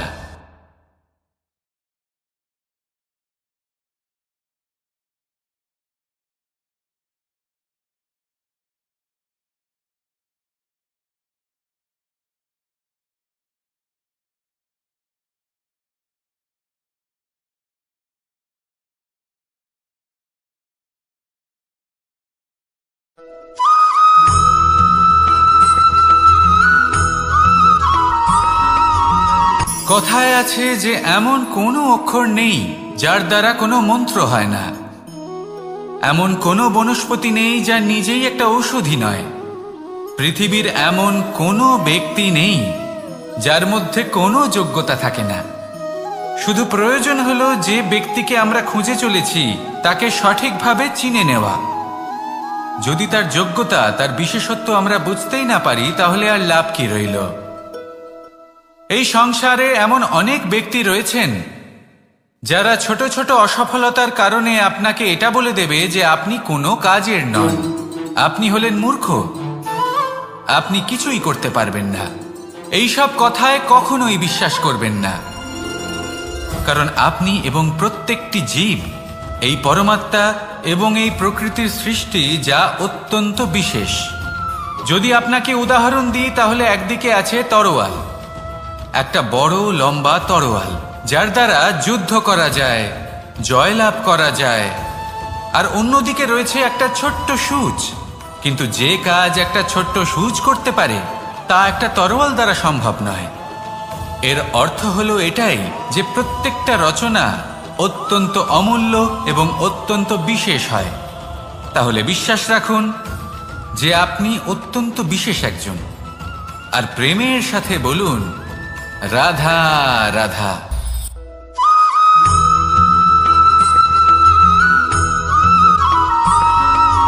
জীবনে যখন কোনো ব্যক্তি নিজের লক্ষ্য প্রাপ্তির জন্য নিরন্তর পরিশ্রম করতে থাকেন, চেষ্টা করতে থাকেন, তখন তিনি কষ্ট অনুভব করেন, কখনো শারীরিক কষ্ট, কখনো মানসিক কষ্ট। এবার উনি এটা ভাবতে থাকেন যে আমি কি উচিত করছি নাকি অনুচিত করছি। কারণ অন্যদিকে এমন একজন ব্যক্তিও আছেন যিনি একদমই পরিশ্রম, চেষ্টা করছেন না। তিনি মদিরা পান করেন, বিলাসিতায় জীবন কাটান, অলস প্রকৃতির হয়ে ওঠেন, নিদ্রাতে বিলীন হয়ে থাকেন আর ভাবেন যে তিনি সুখ লাভ করছেন। কিন্তু এরকম কেন হয়? কারণ যখন আমরা সৎ পথে থাকি, উচিত পথে চলি, লক্ষ্য প্রাপ্ত করার জন্য চেষ্টা করতে থাকি, তখন আমাদের ভেতরে থাকা নেতিবাচক শক্তি এবং পাপ এই দেহকে ত্যাগ করে দেয়।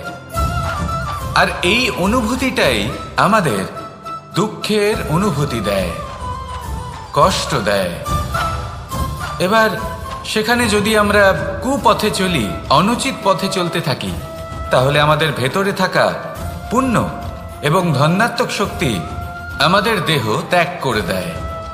আর এই অনুভূতির কারণেই আমরা সুখ অনুভব করি। কিন্তু কখনো ভাববেন যে এই সুখ বেশি সময় পর্যন্ত থাকে না। সেই জন্য সবসময় মনে রাখবেন, যদি আপনি জানেন যে এটাই আপনার লক্ষ্য, এটাই উচিত পথ, শুভ পথ, তাতে নিরন্তরভাবে এগিয়ে যেতে চেষ্টা করতে থাকুন। এই কষ্ট আপনাকে সুখের পরাকাষ্ঠায় কখন পৌঁছে দেবে তা আপনি জানতেই পারবেন না। আসুন আমার সাথে ভালোবেসে বলুন, রাধা রাধা।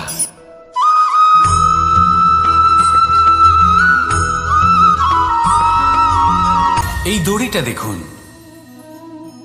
ছোট ছোট রেশম দ্বারা তৈরি, এটা সরু সুতো দ্বারা তৈরি হয়েছে এটা, আর এ অত্যন্ত কোমলও বটে। আর আপনি চাইলে এটা সোজাও করে দিতে পারেন, আর চাইলে এটা বেঁকিয়েও দিতে পারেন, আর যদি চান তাহলে এটা গোল গোল করে বেঁধে কোথাও রেখেও দিতে পারেন। এবার এই কোমল দড়ি যদি কোনো নিষ্ঠুর কঠিন পাথরে বারংবার জড়িয়ে দেওয়া হয়, তাহলেও তাকেও কাটতে পারে, নিজের ছাপ ছেড়ে যেতে পারে, সেটার আকারও বদলে ফেলতে পারে। এবার এর কারণ কি? এর কারণ হলো অভ্যাস আর নিরন্তর প্রচেষ্টা। যদি আপনিও চেষ্টা করেন আর নিরন্তর কর্ম করে যান, তাহলে আপনার প্রারব্ধ পাথরের মতো কঠিনই হোক না কেন, তাতে ভাঙন ধরিয়েও আপনি নিজের লক্ষ্যে অবশ্যই পৌঁছতে পারবেন। একটা গুরুত্বপূর্ণ কথা মনে রাখবেন, সুকর্মের অভ্যাস আর নিরন্তর প্রয়াস, এই হলো সাফল্যের মন্ত্র। তাহলে জীবনে এই মন্ত্র আনুন আর আমার সাথে ভালোবেসে বলুন, রাধা রাধা।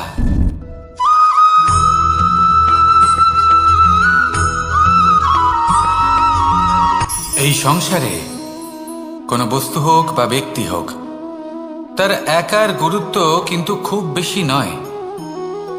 একটা উদাহরণ হিসেবে বৃষ্টির ফোঁটাকে ভেবে দেখুন।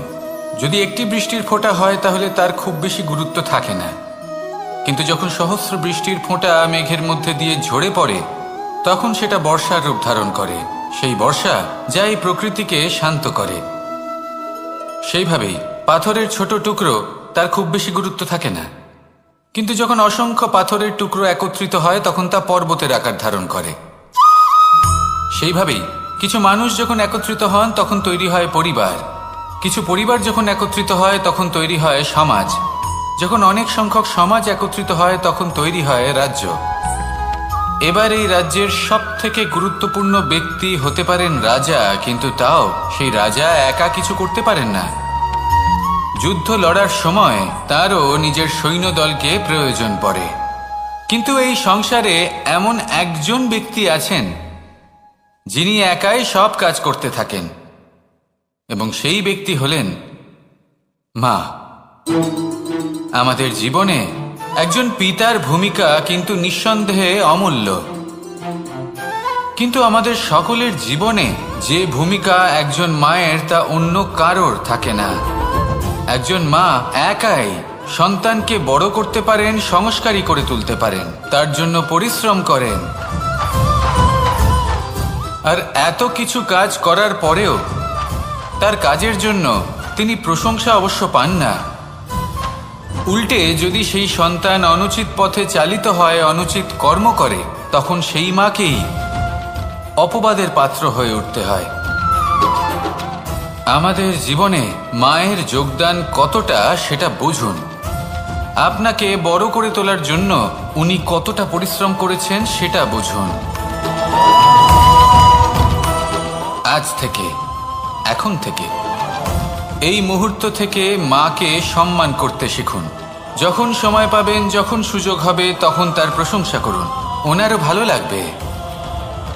আর মায়ের এই মমতার জন্য, তার এই ভূমিকার জন্য আসুন সবাই মিলে আমরা তাকে প্রণাম করি,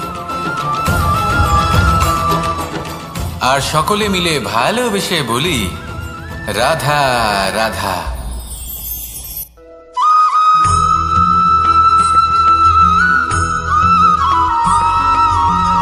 আপনি কখনো কোনো বাজকে নিজের বাসা বানাতে দেখেছেন? এই বাজ যখনই কোনো বাসা বানায় তখন উঁচু গাছের ডালে বা কোনো পর্বতের শিখরে বাসা বানায়, অনেক উচ্চতায়, আর সেখানে তার সন্তানও জন্মগ্রহণ করে। যখন এই সন্তানেরা জন্মায় তখন এই বাজ খুবই ভালোবেসে এবং খুব সাবধানে এদের পালন পোষণ করে। নিজের ঠোঁট দিয়ে তাদের ঠোঁটে খাবার পরিবেশন করে। কিন্তু যেই সেই সন্তানেরা হৃষ্টপুষ্ট হয়ে যায় এবং সেই কথা বাজ নিজে বুঝতে পেরে যায়, সেই বাজ নিজেই সেই বাসা ছিন্ন ভিন্ন করে দেয়। সেই সন্তান যাদের সবেমাত্র ডানা গজিয়েছে, কিভাবে উঠতে হয় তারা জানে না, সেই সন্তানগুলিকে উচ্চতা থেকে ঠেলে দেয়। সেই সন্তান প্রথমে ভয়ভীত হয়ে যায়। তারা সামনে মৃত্যুকে দেখতে পেয়ে ভয়ের কারণে তাদের ডানা ঝাপটাতে থাকে, আর সেই প্রক্রিয়াতেই সেই সন্তানগুলি উড়তে শুরু করে দেয়। এবার এই ঘটনায় আমরা কি শিক্ষা পেতে পারি? এটাই, যদি আপনি মাতা পিতা হন তাহলে নিজের সন্তানকে অবশ্যই স্নেহ করুন, কিন্তু তাদেরকে নিজের আঁচলের তলায় বেঁধে রাখবেন না। যদি আপনি চান আপনার সন্তান জীবনে উন্নতি করুক, তাহলে নিজের মুঠো থেকে তাদের স্বতন্ত্র করে দিন। এই সংসারে সংঘর্ষ করতে দিন। সেই সন্তান নিজেই বুঝতে পারবে যে জন্মের সময় পাওয়া ডানা কি করে ব্যবহার করতে হয়। আর আপনার চোখের সামনে আপনার সন্তান এই আকাশে উড়তে থাকবে। তাহলে আসুন আমার সাথে ভালোবেসে বলুন, রাধা রাধা।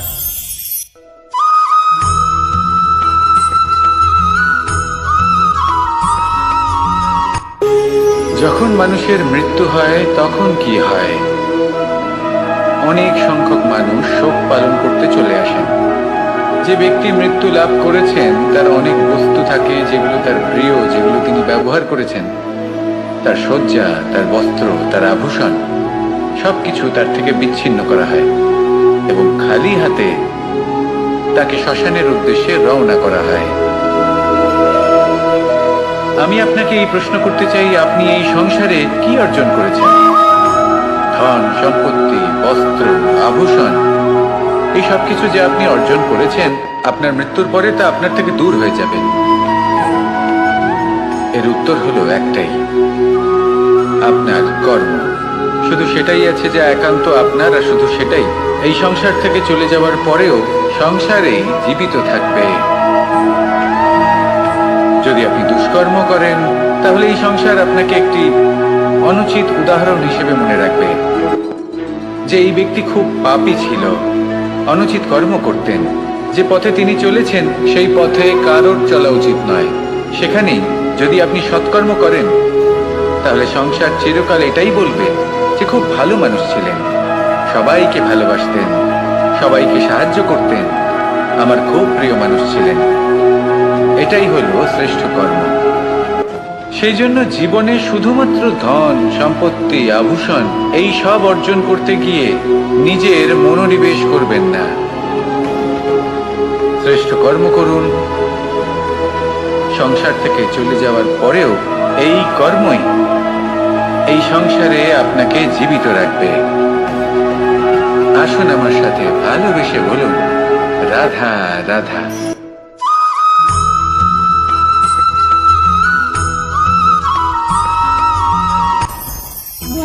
ভোজন। এবার ভোজন সংগ্রহ করার জন্য মানুষ কি না করেন, সব সময় চেষ্টা করতে থাকেন। ফসল উৎপাদনের জন্য অনেক পরিশ্রম করতে থাকেন, কিন্তু অনেক সময় অনেক পরিশ্রম করার পরেও ফসল ভালো উৎপাদন হয় না। এর কারণ কি? কারণ হলো এটাই যে আপনি পরিশ্রম হয়তো অনেক করেছেন, কিন্তু আপনার নজর তো সেই বীজের দিকে ছিলই না যা আপনি রোপণ করেছেন। সেই জন্য সব সময় কোনো বীজ রোপণ করার আগে তাকে পরখ করে দেখুন, তা অত্যন্ত আবশ্যক।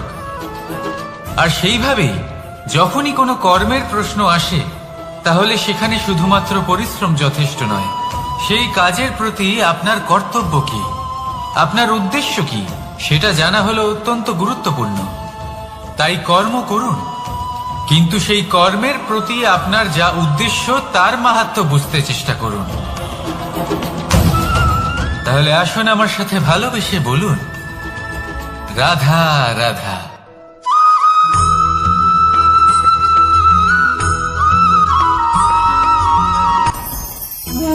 ভোজন। এবার ভোজন সংগ্রহ করার জন্য মানুষ কি না করেন, সব সময় চেষ্টা করতে থাকেন।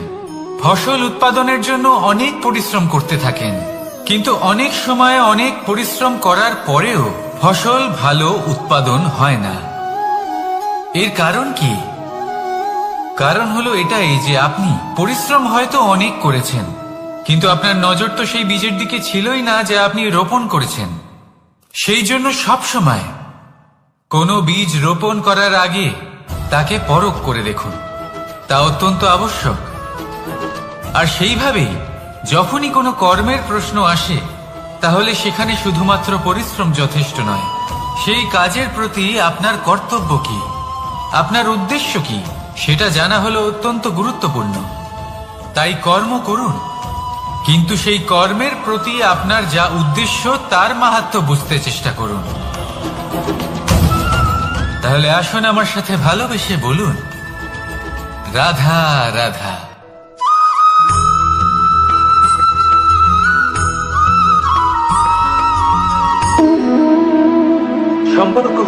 আমাদের জীবনের একটি আধার। কিছু সম্পর্ক এমন যা আমরা জন্মসূত্রে লাভ করি, যেমন পরিবার, মা, বাবা। কিছু সম্পর্ক আছে যা আমরা জীবনে অর্জন করে থাকি, তা সে প্রেমের হোক, স্নেহের হোক বা বন্ধুত্বের। এই সকল সম্পর্ক লাভ করার বা গড়ে তোলার 5টি ধাপ রয়েছে। প্রথম ধাপ, কোনো ব্যক্তির সাথে আলাপ হওয়া, তার সাথে কথা বলা বা তাকে দেখা। দ্বিতীয় ধাপ, সে ব্যক্তিকে আমাদের ভালো লাগা। তৃতীয় ধাপ, আমাদের এটা চাইতে শুরু করা যে জীবনে এই ব্যক্তি যেন আমাদের বন্ধু হন, আমাদের জীবনে থাকেন, বা আমাদের কাউকে ভালোবেসে ফেলা। আর এটা আমাদের ভাবা বা চাওয়া যে সেই ব্যক্তি যেন আজীবন আমার সাথে থাকেন, আমার জীবনে আমার সাথী হয়ে। চতুর্থ ধাপ, লাভ করা। এবার এই ধাপটি অনেক মানুষের পক্ষেই খুবই সরল হয়, বড়ই সরলভাবে নিজেদের সঙ্গীকে লাভ করে থাকেন। কিছু মানুষের জন্য এই ধাপ অত্যন্ত কঠিন হয়ে থাকে।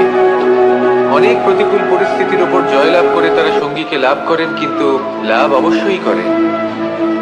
এরপরে আসে পঞ্চম, অন্তিম এবং সব থেকে গুরুত্বপূর্ণ ধাপ।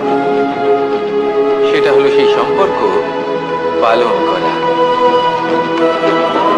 এটা হলো এমন এক বিষয় যা প্রত্যেক মানুষের শেখা উচিত।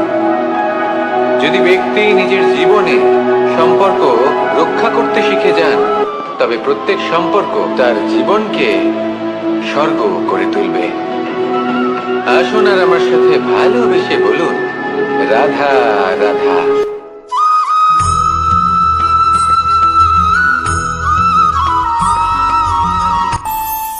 আমাদের মনে যখন কোনো প্রশ্ন ওঠে, কোনো দ্বন্দ্ব জাগে, তখন আমরা যাই আমাদের গুরুর কাছে, আমাদের আরাধ্যের কাছে গিয়ে জিজ্ঞেস করি। এইভাবেই একদিন আমি পৌঁছলাম আমার আরাধ্যের কাছে, আমার মহাদেবের কাছে, আর ওনাকে প্রশ্ন করলাম যে মহাদেব, জীবনে আনন্দ পাওয়ার, উৎসব পালনের, প্রেম ভাগ করে নেবার, জীবনকে উপভোগ করে নেওয়ার সর্বশ্রেষ্ঠ সময় কোনটা?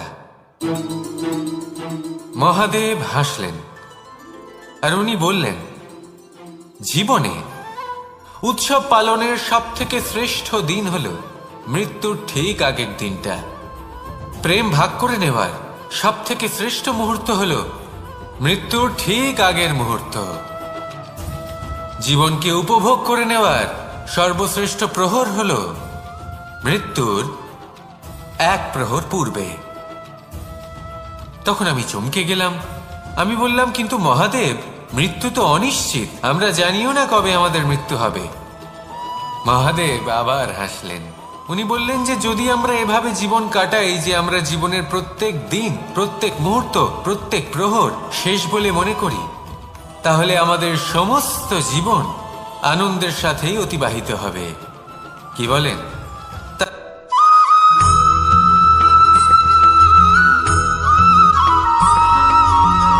এই সংসারে কোনো বস্তু হোক বা ব্যক্তি হোক, তার একার গুরুত্ব কিন্তু খুব বেশি নয়। একটা উদাহরণ হিসেবে বৃষ্টির ফোঁটাকে ভেবে দেখুন। যদি একটি বৃষ্টির ফোঁটা হয় তাহলে তার খুব বেশি গুরুত্ব থাকে না, কিন্তু যখন সহস্র বৃষ্টির ফোঁটা মেঘের মধ্যে দিয়ে ঝরে পড়ে, তখন সেটা বর্ষার রূপ ধারণ করে। সেই বর্ষা যা এই প্রকৃতিকে শান্ত করে।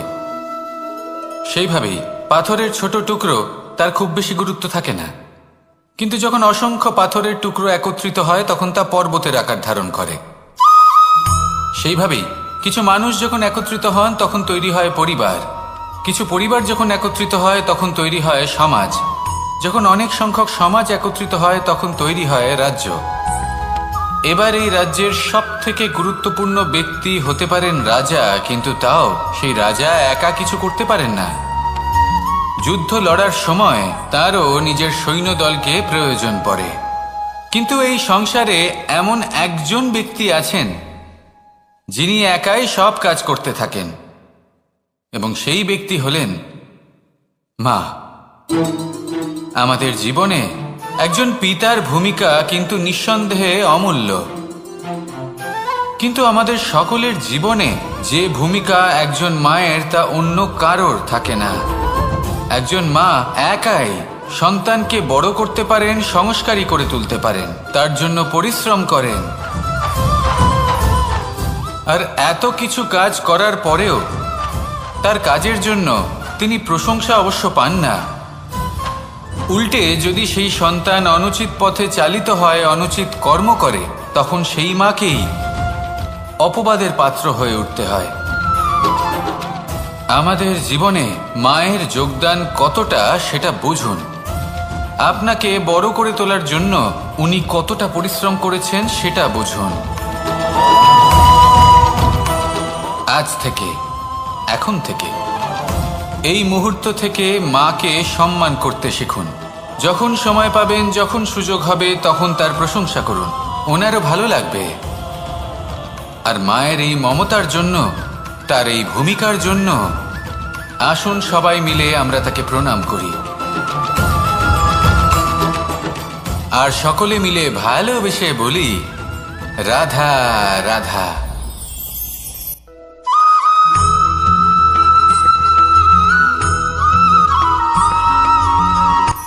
এই সংসারে সাফল্য লাভ করার জন্য জ্ঞানের প্রয়োজন হয়, পরিশ্রমের প্রয়োজন হয়, দৃঢ় নিষ্ঠার প্রয়োজন হয়, নিরন্তর চেষ্টা করা প্রয়োজনীয়। কিন্তু আরো কিছু আছে যা অত্যন্ত প্রয়োজনীয় এবং গুরুত্বপূর্ণ। তা হলো ভালো বন্ধু। তাদের থাকা অত্যন্ত প্রয়োজনীয়। যদি ভালো বন্ধু থাকে, তাহলে সময় এলে তারা ঢাল হয়ে আপনাকে সুরক্ষা করবেন। সময় এলে অস্ত্রের মতো শত্রুকে সংহারও করবেন। যদি তিনি জ্ঞানী হন, তাদের মধ্যে সদ্গুণ থাকে, তাহলে এই সব গুণ আপনার মধ্যেও প্রবেশ করবে। তাহলে সাফল্যের জন্য ভালো বন্ধু পাওয়া অত্যন্ত প্রয়োজনীয়। কিন্তু শুধু বন্ধু কেন, ভালো শত্রুও থাকা প্রয়োজনীয়। এবার আপনি ভাববেন, আমি কি বললাম? যদি আপনার জীবনেও ভালো অর্থাৎ শক্তিশালী শত্রু থাকে, তাহলে আপনিও শক্তিশালী হতে থাকবেন। এই শত্রু আপনাকে প্রেরিত করবে আরো বেশি শক্তিশালী হয়ে ওঠার। কখনো কোনো হরিণকে দেখুন, তীব্র গতিতে দৌড়তে থাকে। কেন তীব্র গতিতে দৌড়য়? এই কারণে নয় যে কোথাও তার জন্য মধুর ঘাস অপেক্ষা করে রয়েছে, না। সে এই কারণে তীব্র গতিতে দৌড়য় কারণ সেটা না করলে তার পেছনে একটি সিংহ আছে যে ওকে নিজের ভোজন করে ফেলবে। তাই জীবনে বিপদ, সংকট, এই সব কিছুও হলো অত্যন্ত গুরুত্বপূর্ণ। তার সম্মুখীন হতে শিখুন আর আমার সাথে ভালোবেসে বলুন, রাধা রাধা।